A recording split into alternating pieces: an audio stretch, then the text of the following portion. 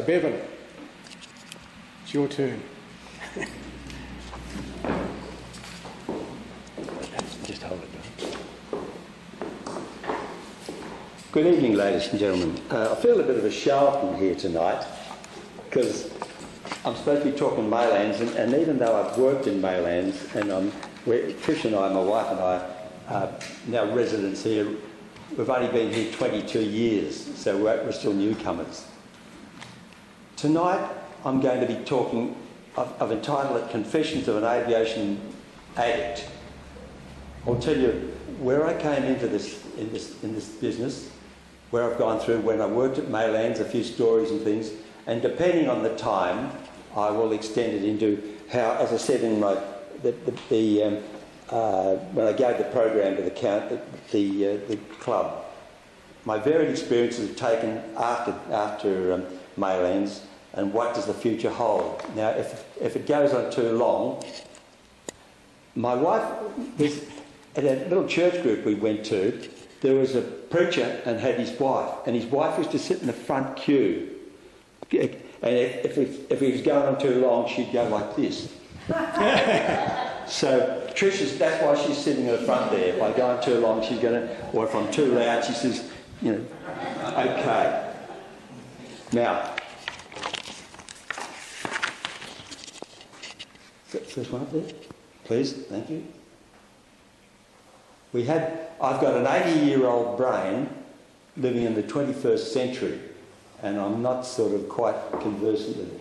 Now, my name is Bevin, and I'm hoping to achieve my octogenarian status on Hitler's birthday this year. I grew up in Midland, attending the old high school in Great Eastern Highway.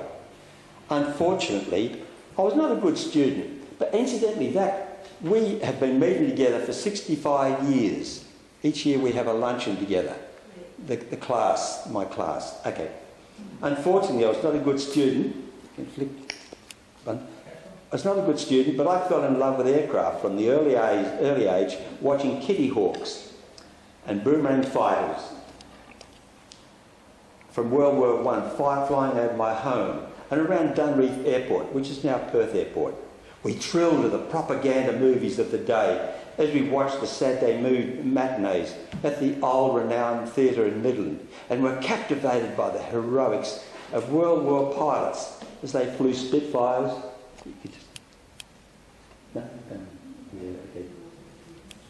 As I said, this is where my 80-year-old brain, I put all the pictures in sequence, but the computer doesn't. Flick next one. The Spitfires, yeah. Okay, there's about 3 or 4 of those pictures. Yeah. They flew Spitfires. Now, what chance did I have? I became an aircraft junkie. What chance did I not have to follow an aviation career? I was one of those young boys who used to pedal my cycle out to Perth Airport and hang over the fence and watch the McRobsonville Aviation MMA Company Ansons.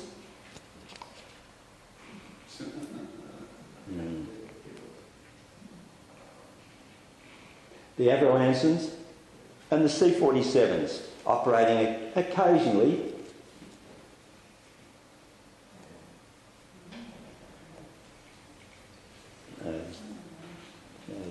That's secret. 7, 8, 9, 10. Okay. Okay, the next one then, please. 7? No.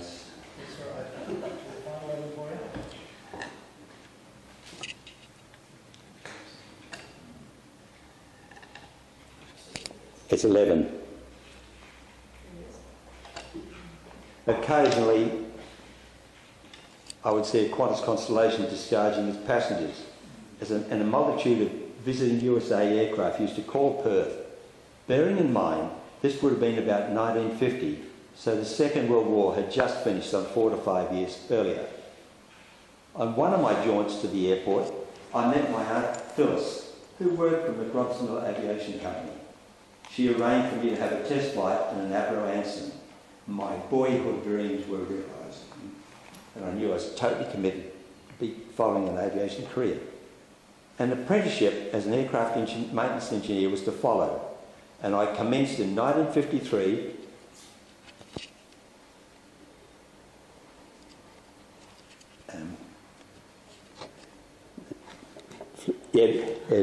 I commenced in 1953 with these lads here. We had an apprenticeship at the Proximal Aviation Company. Indeed, not out of order. 13. Unfortunately, as you can see, that's the Proximal Aviation hangar, and we had Australian National Airways, which, as you can see beforehand, was Airways. That was, I'm getting ahead of myself. There are too many companies that commenced operations out of Maylands when it first opened in 1924. We deal here in detail. Suffice to say, Norman Brearley set up West Australian Airways in 1921, called Airways, with a schedule to Geraldton from Langley Park before Maylands opened. The service was commenced at Geraldton so as not to conflict with train traffic from Midland to Geraldton. The large metal hangar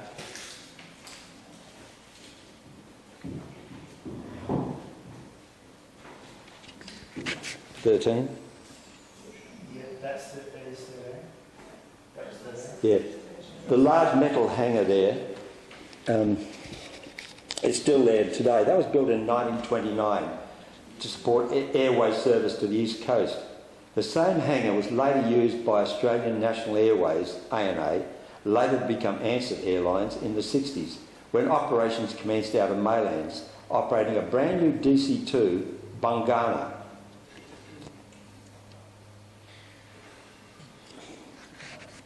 (16B). 16B, isn't it? B. You've got 16 here, no? No 16B. Well, that's 16. Yeah, okay. The next one, up then. I apologise for this inconvenience in my doing. 15B? 16B. 16B.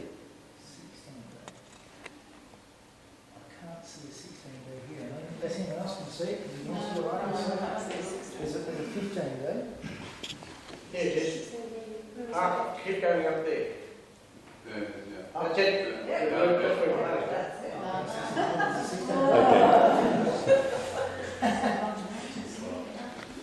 That was, it's a DC-2 aircraft. As you can see, it looks very much like a DC-3. You most probably realise that. But it's the forerunner. Proximal Airlines followed at Maylands in 1934. Then Airlines WA. Which number are you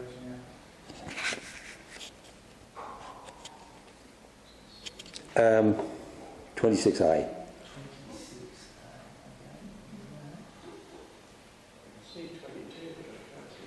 I'll tell you what, I think they're flicking through. And this is 26. You back Microsoft, please. Pardon? You back Microsoft. Yeah, okay. Yeah, okay.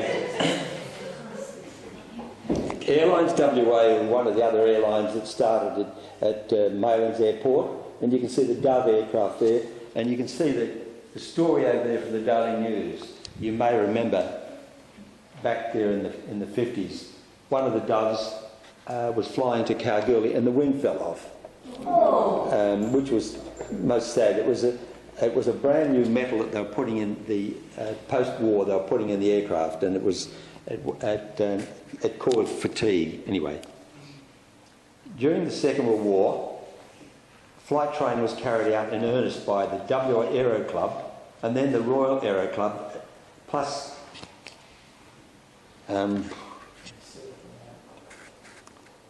17, and then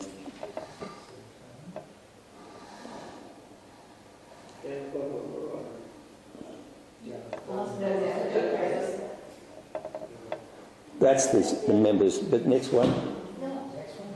Well, the next one might be next after that. Well, oh, look, just put them in sequence. This is getting frustrating for everybody. Put them in one second. Just sequence as they come up, and I'll just try and talk about it. Yeah, you sure? No, I'm not sure. Because this sequence is completely jumbled up. Okay. Okay. Well, look, go to 20. 20.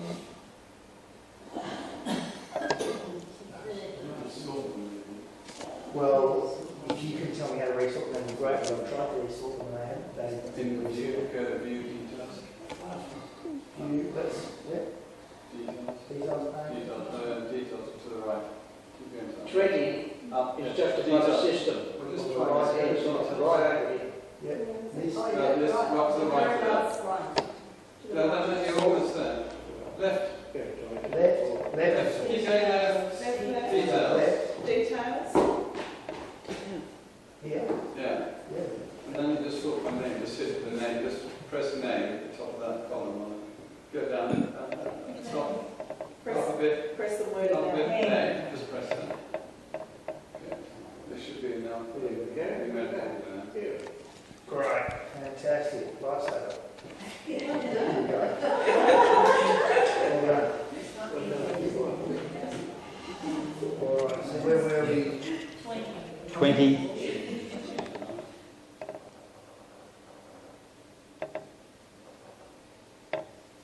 Now, during the Second World War, there was a whole lot of aircraft used to frequent there. This is the Boeing B-17, and the next one, and the B-24 bomber, and the B-7 in the back. If you look in the picture there, can you go back one? You can see the fence there. You can see the old gasometer there.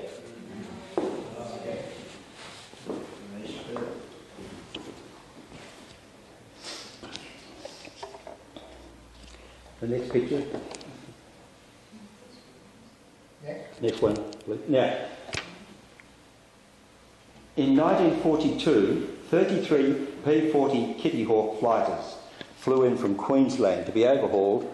They were towed through the streets to be loaded on a carrier in Fremantle, only to be lost at sea. They're the Kitty Hawk fighters that I used to see flying around. So, yeah, and if you... Yeah, okay. Where they refueled tanks. Yeah, can you flick the next one, please? That's the mechanics working on the aircraft before they were put on the carrier to go away. During this period of my life, I commenced my commercial pilot's flying training on a Royal Aero Club Cessna 150 aircraft, but I had previously I'd done a series of tandem training in chipmunks. Next one. Well, that's at DC-3 at Perth at Maylands Airport. No, that's out of... What number did that go? That's it. 23. That's 23A. 28. You're up to 28? Yeah, 28. 28.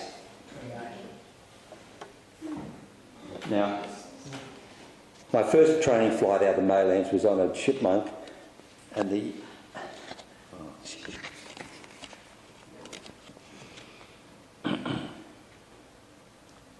and the Royal Aero Club were at Maylands, and they elected in 1959, they could see the writing on the wall for the closure of Maylands, and so they moved to Perth Airport.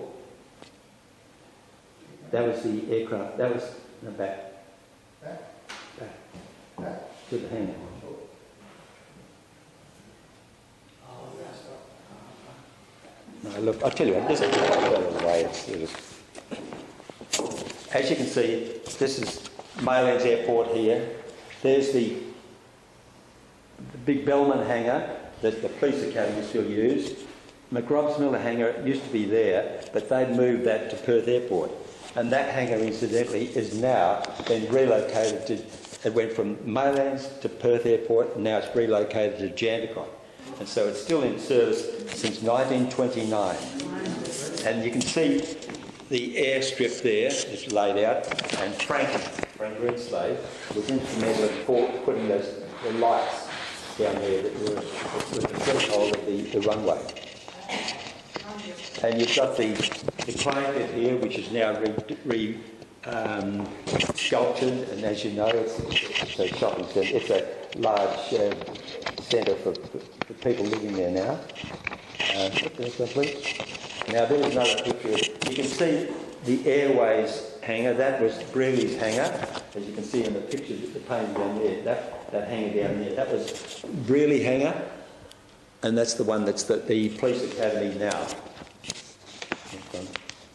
There's another picture. You can see the Airways hangar and the tarmac, and that picture I showed you of the B-17 and the B-24. They were pictured on the tarmac here. It's a very short, very small airfield, really, and for those aircraft of that size to be operating out of there would have been quite a feat. Okay.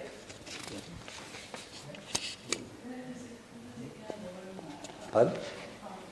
Which way does the runway? What part of the Maylands? Well, it's an all-over grass field. So what is it now? Where are we now? Well, there's the police academy, Yes. That's about it. Golf. and that's where the horses are there, and that's where the golf course is. That's the golf course. Okay. And that's where the boat ramp is down Boat here ramp now. there, yeah. Okay? Okay, now I'm with it. Thank you. If you go to the boat ramp and you look just to where Frank's put that the circle of concrete there for the commemorating Maylands, you'll see there's some big lights. They stand up about round like big mushrooms. Yes. Well, that was the threshold that I'm airplane.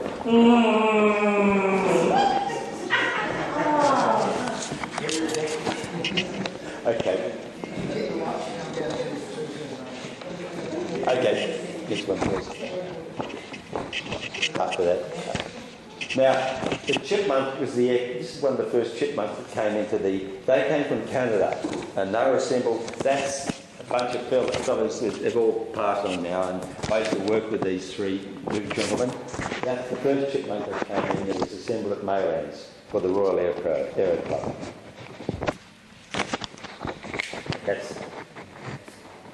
That's when we moved to Perth Airport from Maylands, because in 1959, because of the conflict in traffic, they moved across there. So that's the old Australian National Airways hangar, and that was the Aero Club hangar there. That's all gone now, though, obviously. And that's the fleet there. Next one, please. And that's some of the guys from the Aero Club at Maylands, and they assembled the Spitfire that's now in the Rafa Museum. You may remember it was in St George's Terrace on the plinth, and now the plastic model of it, they copied it, and that's outside the Rafa Museum at Full Creek. And the original aeroplane is inside now. Okay, this one, please. Now, the chipmunks used to fly from Maylands, and they'd fly down Canning Highway. We used to go down to the training area at Full Creek, and you'd fly down Canning Highway to the left and come back Canning Highway to the right. So that was the way. Now this is one of the aircraft that had a problem. It caught fire, it crashed, and the pilot got out and managed to crawl out and staggered to the side of the tree. And one of the Royal Aero Club aeroplanes from Maylands managed to land alongside him in the bush. And they used to have morphine on board the aircraft in those days. And he managed to give the pilot some morphine to sort of save his life.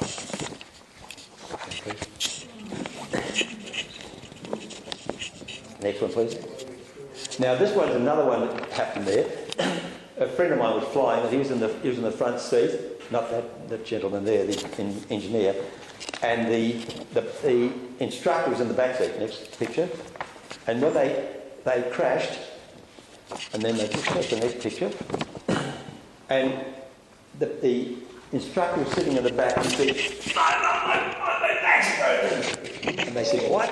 And what had happened, he was sitting there, and you see there's two straps there. That's shoulder harness. It was attached to the back of the aeroplane, and it went over his shoulder harness. And he felt his back was breaking because the tail was falling, he was holding the tail from falling off. And the student reached over and punched the belt in the centre where they released the seat belt, and the tail of the aeroplane fell off, and then miraculously he was healed. Okay. Okay. Now, this is the report that came from the Commonwealth saying we've got to close Maylands because it's conflicting with Perth Airport. So that's the order that came, and that's in 1959. Now, this gentleman here, Les Hartley, he was the engineer that was in charge of buildings, and he said they were looking for another alternate site. So they selected Jandakot. They looked at all sorts. They looked at out at north at Whiteman's Park area, and then they looked at Jandakot, and they thought, well, we'll consider Jandakot. And they went down with four-wheel drives to try and work it out, but the four-wheel drives, the bush was too rough down there. So an engineer at night came across from Canberra, and he said, I'll find somewhere. So he commandeered the Tiger Moth from the Aero Club, and he flew down there from the Maylands, and he had a stone with a streamer on it. He thought, I'll fly around until I find the spot, and then I'll throw the stream out, and that'll be where we'll make the airport. Now, they never ever found the stone, but that is now a sacred site. Yeah, okay. Now this is all, you can see they commandeered extra land there, and the next picture, and you see that the price was £100 an acre.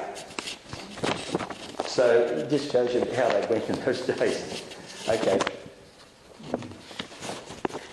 Next one, please. Yeah, see, £100 an acre. Now, when I came back, I've been to work in Qantas in the East Coast, and I came back and I was working, this is Maylands, and this is West Farmers. This is down at there's Rivervale over the back there, and this fellow here, Cyril Flood, he was in charge of it. It was Ben Ward and Slim Summerfield, and they're all pilots, and they used to fly these Tiger Moths doing crop spraying, and they were like using a mini miner to cart rocks.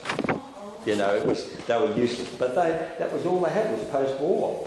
So they started this company. This man here started Cyril Flood, Mr. Flood, I should say, started agricultural and general aviation, which is this company. There's the hangar that used to be down there, down at Maylands, and that's Spread Super. Okay, this is a truck. You can see this big scoop on the back there. They go up to the superphosphate heap, scoop it in, and then they just pour the superphosphate in, and they'd go out and spread the super. Now, there's Alan Boothie, the chief engineer in that aircraft now. Now, this company was one of these aircraft. Can you just go back one, please? And go forward. That's it. They had an accident. It was down at north of Esperance, and the aircraft landed and flipped on its back. So they thought, so Alan Boothie and Brian Heppel jumped in the old Bedford truck, and they drove high speed down to Bedford, down to the site, flipped the aeroplane over its wheels, pulled the wings off. Can you just go forward now, please? Yeah, okay, just there. That's not it. That just shows you how they did it. They took the wings off and put them on the back of the truck. And this just shows you how they used to do it. Put the tail up there and had a long, thin stainless steel tail wheel. And they towed it. It's on the wheels, so they just start towing it to Perth. Now they got to Ravensthorpe, and the cops came out and said, "Hey, stop. Your company has said you've got to have insurance. You haven't got insurance." And they said, "Look, we know about that. We're going out of town a bit. It's a big high hill. We've got radio. We'll call up and arrange it." So the cops said, "Okay, that's cool." So they went off, but they must have forgotten because they just kept going. And then it started to get dark. So they said, "What are we going to do?" So they pulled one of the wingtips off, and it's got a red light on it. And they stuck that across the propeller at the back. Put a battery on it, so there's a red light at the back. So, hey, we're legal. So they drove all the way to Perth, and all the way, and it was fantastic. They had no problems at all. Got into the hangar, put their foot on the tail, squealed, have a tea, and the tail would break off and fell on the ground. So you can imagine what would have happened if it had as they were moving along. That's next one, please. Now this is the I've got out of sequence of that the story here. This is by this time I just got my commercial license, flying license, and the Aero Club headhunted me and they said, we want you to become our chief engineer. So I became the chief engineer. And this is some of the Royal Flying Doctor Service aircraft in Switzerland. They had the Fox-Moth, which was a derivative of the Tiger Moth, and the passenger patient was inside there. Then they had the Cessna 180, which I had a lot of time flying in. Then now they've got the Pilatus, I should say. So that's the sequence of How do they the... get the patient in there? Does Huh? the side fall down or something? Second? How do they get the patient in the bottom of it? The side fall down? Oh, it's a door. Yeah. On that door. Yeah, door.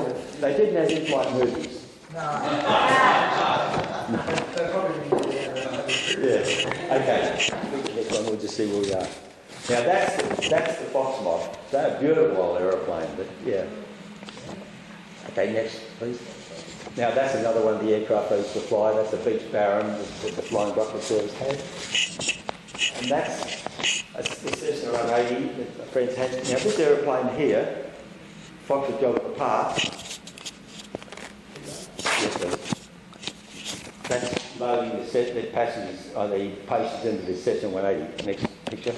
Now, on takeoff out of Bamboo Springs, which is just south of Port Hedland, back in the 50s, I've got it in the logbook, I can't recall exactly what it was.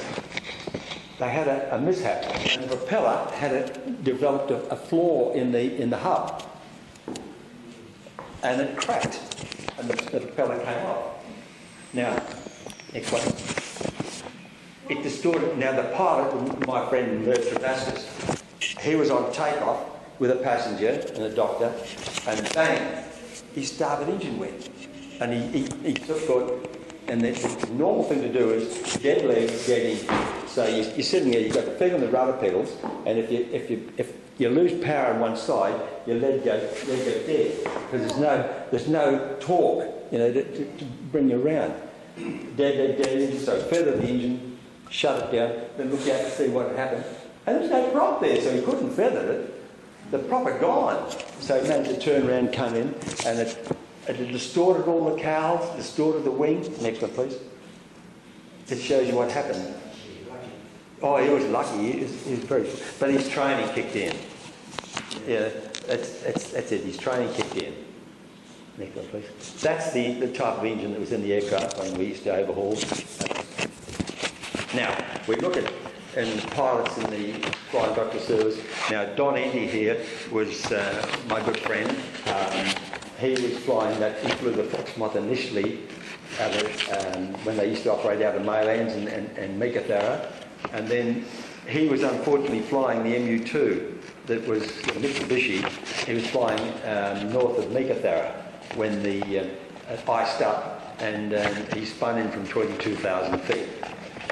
And it was a very sad occasion. He was both. This particular aeroplane, the MU-2, was called a Widowmaker, and there's so many that they had 48 of them crash around the world, and they didn't know what was causing it. And on the way down, the aeroplane became inverted in a 70-degree nose-down attitude, and Don called up on the radio and told what was happening. And from that point, they were able to identify around the world what caused the accidents. Next one. And this one here, this is Robin Miller's aircraft. Now, Robin Miller, you may remember, Horry Miller's daughter. She was the Sugarbird lady. She used to fly around with the Sabin vaccine, you know, and give sugar with the sugar. And Robin and I used to fly together. She was one of the pilots that I used to work with. But she passed on. She developed cancer and passed on. And what's that? That's a Jandakot.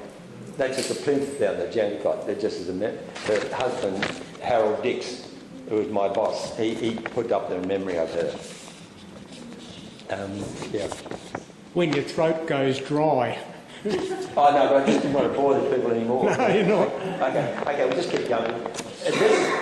The Aero Club said we've got to move to Jandakot in 1965. Okay. That, as you can see, a high altitude photograph. There's Maylands Airport there, Maylands Aerodrome there. You can see the clay pits. That's where the golf course is there. And there's the river going around. You can see it quite clearly. Okay, this one. Now that's Jandakot the way it was back in the 60s. Now, the first hangar I was in, went down there was Agriculture and General Aviation. That was in 1963. We were the first hangar to open there. That was down here. They very carefully said flying train this end, sales and agriculture, because agricultural people smell. You know, you've got crop spraying, all the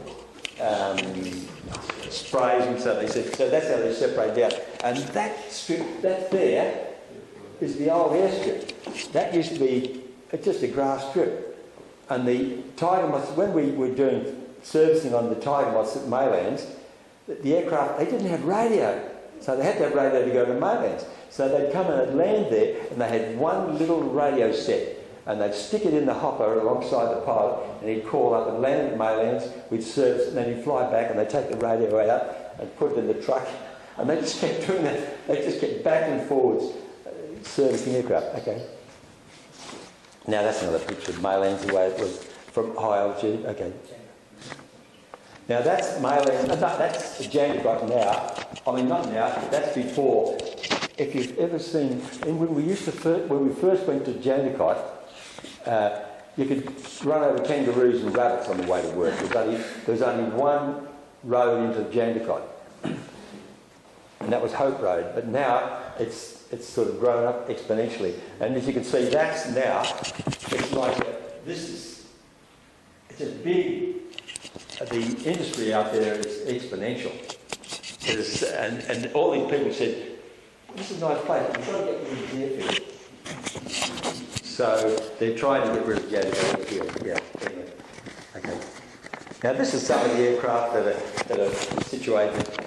This is the big boy toys. These are Bevin Stearman aircraft, World War II training aircraft that they used. Okay. And they get the radial engine. The engines are round engines. The cylinders, 7 cylinders arranged in a circle. Okay. That's another one of the old C-47s that was a Jandakot. That's the big boy's toy there. As you can see, there's a Sea Fury up there, and there's aircraft everywhere. Now, at one stage I was headhunted by a company called World Geoscience, and I had a tiger by the tail for 4 years. I was a safety officer moving around every hellhole in the world, Pakistan, Zimbabwe, you name it. It was where we went. And then the mining, we're doing airborne geophysical service exploration. But then the mining exploration died, and so I was made redundant.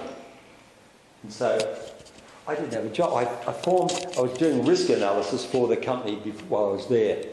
And so when I had nothing to do, so I bought a little company for $1 and formed a company called Aviate Safe Air. So I used to do risk analysis, and the first 5 jobs I did were for the company that sacked me.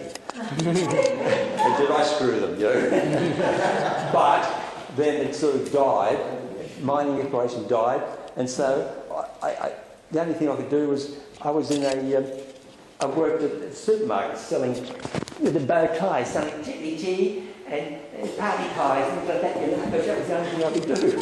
It was embarrassing. Where did the mining exploration go? Was it back in the 70s or something? No, it was in the 80s. That was in the 80s. Oh yeah. And then that died up until what, the late 90s or something? Yeah. Yeah, 90s. Life is a blur. Yeah. Anyhow, I managed to get at that stage. I got a shingle to do aircraft certification. You know, when you buy a new car and you take it to the garage and you put it over the pits, they check it out. Well, I was the pits for the aircraft. So I went to Italy and did the certification for this for John Roberts. And then next one, please. And that's one of the next one. You had to write the certificate on the helicopter. You had to write the air certificate. Yeah, I'd have to look at the aircraft, the particular aircraft, and make sure everything fell in compliance with the Australian system. And when it was, I would give it a certificate and hand it over, and they would fly. Now this is what I did here in Perth. Okay, next one. Oh, then when things... That's not my word. Then when things got really bad, I worked for insurance companies going out and looked at aircraft, and you'd try and work out, you'd go into them and sift through and find out what caused them and how much is the other cost to repair them, if you could repair them. So that was what we were doing there. Okay, just keep going. No, that wasn't repairable, but you can get bits of it. Yeah, okay, keep going. And then I got a job with the coroner's office, looking at crashed aircraft and trying to ascertain the cause of it. Each one of these it's just ways of feeding my poor wife and buying. I bought a second dress for my wife doing this. Okay. As you can see, when this one occurred, the poor old coppers didn't know what to do because they'd never had an aircraft crash before in their backyard. And they rattled my chain, and I said, yeah, I'll go down there. And I got down there and said, it's yours! Everything's yours. And this particular one was interesting because, without boring you too much, I said to the coppers, where's the GPS out of it? Because they all have a GPS, like a little radio. I said, get hold of that. I said, it'd be like a black box. So they got the GPS and gave it to me, and I had it analysed, and we were able to see exactly the profile the pilot was doing until he crashed. Unfortunately, the two guys were killed in that, which was most sad. Yeah. Anyway, keep going. And that's another one that's down at Esperance, finished up the canola crop. He didn't land properly. Next one. That's it there. That flew again. Okay. And that's a crop sprayer. He didn't. All these were paying jobs for me, so I'd go out and look at them and ascertain how much it's going to cost to repair them. Okay. Yeah. I delivered one of these from Singapore to Manila in the Philippines, and I left Brunei, and I had the hopper full of fuel, I had the wing tanks full of fuel, and the fuselage tank full of fuel. I was a flying bomb. Yeah. And I left Brunei, went across the China Sea, and got to Zamboanga, which is in the Philippines, and then I thought I had to go around to get to Davao. But to get there, I had to fly through over the mountains, and the weather wasn't ideal, so I had to scoot around amongst the weeds. And I finally picked my way through, got through the mountains and landed at Davao and taxied in, all happy, finished the job. And there's all these aeroplanes there with rockets and bombs under the wings. And I said, well, what have you got these for? And they said, for the Moral Liberation Front rebels out there in the swamps where you just flew through. So I used all the 9 lives in one hit there. Okay, click there. Now that's World Geoscience. Another one of my jobs. They got a magnetometer. They got a big stinger at the back with a magnetometer that would suss out the Earth magnetic field. Okay, and that's another aircraft that. I operated a magnetometer out of here, where the Chinese pilots are leading. Yeah. They followed a big area there for different different minerals. Yeah. These particular ones, they've got it's like a flying hill torch. Yeah, And out of the back of the aeroplane, they have a thing like a bomb. It's big plastic, like a bomb, and they reel it out. And so the aeroplane's flying along with this bomb, and all this flying is about 30 to 60 metres above the ground. And the bomb, the bird flying, is about 30 metres above the ground. So they fly along, and the bird puts out this square wave current into the ground. It doesn't touch the ground. And the returning seagull is caught on the aerial, and then they record it, and they could tell exactly what it was. Well, I had one in Zimbabwe where the pilot was flying along with twin-engine aeroplane, and they got some crap fuel, and one of the engines burnt out, and the aeroplane descended, and the pilot said, "Reel in the bomb, pull it in, pull it in." He said, "Guys, it's don't be silly, it's gone." And what had actually happened, they'd sunk down, and the bomb had hit the ground, or the bird. They're worth about $300,000 for these things. Anyhow, we went back a month later to recover the aeroplane, and the jagger, the guard there, said, "Oh, boss," he said, "you know what? We found the bird." The bomb, the bird. And we said, "Oh yeah, back to kit form, like smashed up." And he said, "No, it's good." So we drove out there, and in Zimbabwe, Zambia, I'm getting another country mixed up. In Zambia, the unit of currency is the kwacha, and 500 kwacha is the note that they have, and I think it was 10,000 kwacha to the US dollar. So and they didn't remit the money, so you get, if you go in and get $100 worth of kwachas, you'd have a stack this high.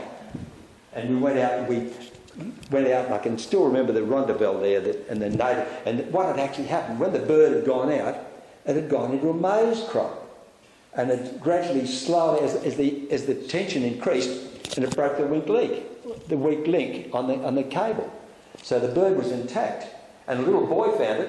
"Oh, I've got this," and he's dragged it back home. And the big boy said, "That's mine." So it was a bit like that movie years ago, The Gods Must Be Crazy. But the two families then started having a fight over whose bird it is, and we went out there and paid the millions of kwachas ransom and got the bird back, and it flew again. Anyhow, so that's a photo. Okay, next one, please. Now this just shows you in New Guinea, it gives you a bit of an idea the height you shoot along at to go and catch, and you had to be. The computers showed you had to be 5 metres on either side of the line and 5 metres up and down on the height. So it was pretty. If you snuck outside, you were outside the parameters of the search. Okay, people getting bored. Oh, that's another aircraft I looked at in Zimbabwe. It crashed. One of my friends was flying. Okay. Now this is a helicopter I did up in Gorontalo in Sulawesi. This guy here was a pilot, and he flew all this low-level survey with the helicopter, and he was about to go on holidays, and he said, "Oh, we got one little job there, very low level, back in town," and he flew into a power line and killed himself. Yeah. So he did all the hard yards and come back and killed himself. Okay. But that just shows you different sorts of aeroplanes. And that's another one I did. That's a napalm bird. So Helicopters Australia use these birds. They fly along and squirt napalm out to burn the forest, to start forest fires. When they're burning off, that's... Okay. And that's one of the big boys' toys at the Perth Airport, Jennifer. And they're just aircraft that are certified, they have AGWA. And that's another one of Bristow's aeroplanes certified. This is a little story here. This is a Lear 60 I did at Tucson in Arizona. And we had problems with it. We flew it and flew it and flew it. And when you fly it in America, you've got to have the American registration. So they had a big sticker over the registration. And I did all the certification of the aircraft. It was all kosher, all fine. And I said, "Okay, fellas, I've got my bags packed, ready to go. One last thing, just pull the stickers off so I can see the Australian registration on the side, and I'm going home." And they pulled them off. Can you see the pardon? Flick the next one. No, flick it. See, that's the registration.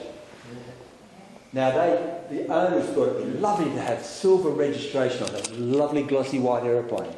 I said, it doesn't meet the requirements. You've got to be able to see the registration on the wings, and they said, it's all right, it's all right. I said, and by this time, all the management from Bombardier had come down to me, and I'm a little Australian sitting down there saying, it's not good enough. And there's all this management come down and say, it is good enough. I said, look, if I send that back to Australia, they'll kill me. So I said, it's no good. I said, I've got my bags packed, I'm going. So I packed up, and it was 3 months before they got it going yet. Because you just can't repaint the signs. You've got to repaint the whole bloody aeroplane. Because it's under the wings, all over it. And so they just, and you know, it's like if you did a retouch on your brand new car. So I didn't get a Christmas card from Bombardier that year. Okay. Now that just shows you. Anyhow, I think I've bored you enough, so I'll just flick on. But this is another one of the aircraft in here. It's a Cessna Caravan. That shows you what happens when you feather a propeller. You might have heard me say feather. See how the propeller's thin? In flight, it cuts in like a ceiling fan, but when you want it to stop from turning, you feather it, and the blade turns around, so it cuts through the air like a knife. And that's the reason you do it, because otherwise, if the blade turned around, it's like holding a disc of steel in the airstream, and it's not good. Okay. They're just aircraft I've done. Now this is just late last year. This is all the laneys from Maylands. This couple of you guys work in Maylands. This one did. He was. You know that picture I showed you of the Spitfire with all the 5 guys in? He's the only one that's still alive from that aircraft. Anyhow, I think I'll stop there. Okay, thank you. Yeah, very interesting. It is very interesting. Well, I didn't want to bore you with it. I'd just like to mention the fact that in the early 1950s, when the first aerial spraying for 214, that was to keep the tournament from catering down. Yeah. That stinking stuff, you said.